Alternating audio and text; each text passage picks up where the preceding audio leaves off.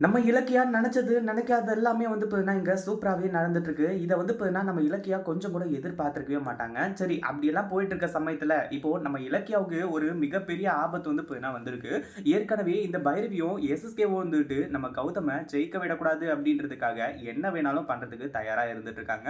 ஆனா, இப்ப வந்து பார்த்தீங்கன்னா, நம்ம இலக்கியா உயிரோட இருந்தா, கண்டிப்பா வந்து பார்த்தீங்கன்னா, கௌதம் வந்துட்டு அவன் நெனச்சத சாதிச்சுருவான். அவன் வந்து பார்த்தீங்கன்னா, அதாவது இலக்கியா வந்து இந்த வீட்ட விட்டு, கௌதம் விட்டு போனா என்ன?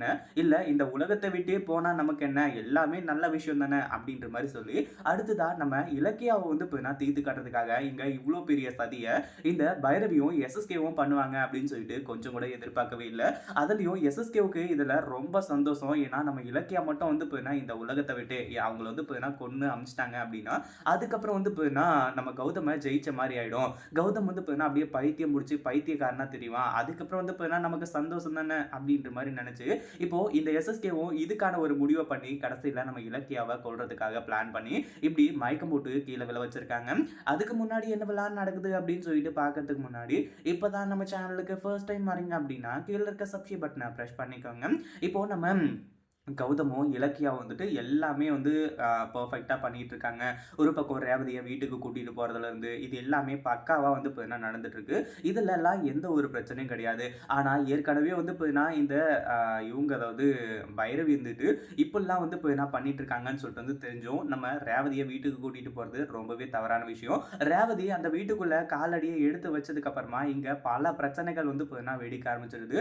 ஒரு பக்கம் நம்ம எஸ்எஸ்கே வந்து பார்த்தீங்கன்னா, கௌதமோட உண்மையான அம்மா, அப்பா அப்படின்ற ஒரு விஷயமும், இது எல்லாமே வந்து பார்த்தீங்கன்னா, நம்ம இலக்கியம் முதற்கொண்டு எல்லாருக்குமே தெரிய வந்துருது.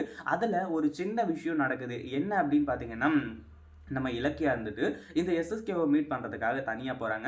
டேய் எஸ்எஸ்கே, நீ தான் வந்து பார்த்தீங்கன்னா இது எல்லாத்தையுமே பண்ணன்னு சொல்லிட்டு எனக்கு நல்லாவே தெரியும். அந்த லேண்ட வந்து பார்த்தீங்கன்னா, அதாவது அந்த வீட்ட ரெஜிஸ்டர் பண்ணலாம் அப்படின்னு சொல்லிட்டு மாணிக்கத்த வந்து பார்த்தீங்கன்னா வரவிடாம ரெஜிஸ்டர் பண்ணக்கூடாது அப்படின்னு சொல்லிட்டு, நீ வரவிடாம தடுத்தன்னு சொல்லிட்டு எனக்கு நல்லாவே தெரியும்டா அப்படின்ற மாரி வந்து சொல்லி எஸ்எஸ்கேவ ஒரு அழைச்சிட்டு வராங்க. கூடவே வந்து பார்த்தீங்கன்னா, நம்ம கௌதம்க்கு இந்த விஷயம்லாம் தெரியுமா அப்படின்னு கேட்டா கிடையாது.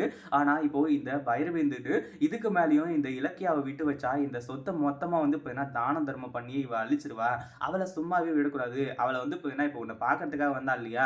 அடுத்ததா போற வழியிலேயே அவள தீர்த்து கட்டிடுங்க அப்படின்ற மாரி வந்து சொல்ல ஆரம்பிச்சாங்க.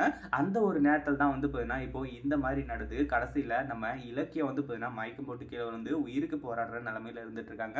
ஆனா நம்ம கௌதம் இது எல்லாத்தையுமே விட்டுருவாரா அப்படின்னு கேட்டா கிடையவே கிடையாது.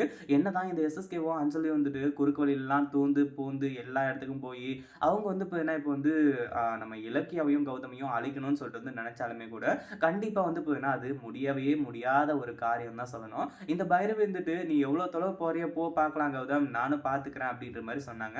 ஆனா ஆல்ரெடி அவங்க பல கிலோமீட்டர் தாண்டி போயிட்டாங்க. இதுக்கப்புறம் வந்து பார்த்தீங்கன்னா கிட்டத்துல நெருங்கி வரவே முடியாது அப்படின்ற ஒரு விஷயம் இந்த பைரவிக்கு தெரியாம போயிடுச்சு போல. அதனால தான் வந்து பார்த்தீங்கன்னா இப்போ தனியா புலம்பிக்கிட்டு உட்கார்ந்துட்டு இருக்காங்க. இத பத்தி நீங்க என்ன நினைக்கிறீங்க? அந்த வீடியோ பிடிச்சிருந்தா லைக் பண்ணுங்க, ஷேர் பண்ணுங்க. இப்பதான் நம்ம சேனலுக்கு ஃபர்ஸ்ட் டைம் வரீங்க அப்படின்னா சப்ஸ்கிரைப் பண்ணிக்கோங்க.